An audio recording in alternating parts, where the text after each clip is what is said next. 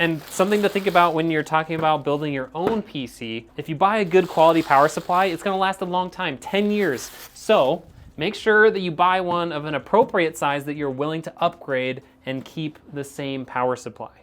Because it's so much easier to just sit there, like especially if you don't change your case that often, to just unplug your power supply cables and then swap out a motherboard, or just like unplug it from the GPU, swap out your GPU, whatever, and not ever have to mess with all of the things like in the back of the case.